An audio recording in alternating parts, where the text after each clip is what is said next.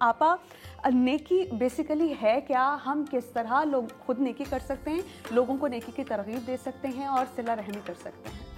देखिए, नेकी आपसे छोटे से छोटा कोई अमल, लेकिन अच्छा अमल जो होगा तो परवरदिगार आलम उस नेकी का अजर सवाब आपको अता करेगा। मसलन आप किसी रास्ते से जा रहे हैं, कोई पत्थर रास्ते में पड़ा हुआ है, आपको ये एहसास हुआ कि ये खल्क़े खुदा के लिए परेशानी का बाइस बनेगा।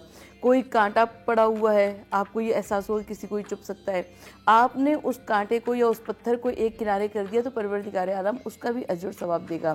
तो रब्बुल आलमीन देता है, बेतहाशा देता है, 7 गुना देता है, 70 गुना देता है, 700 गुना ज़्यादा देता है।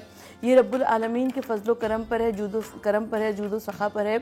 जो नेकी उसको जितनी पसंद आ जाए वो उतनी ही देता है।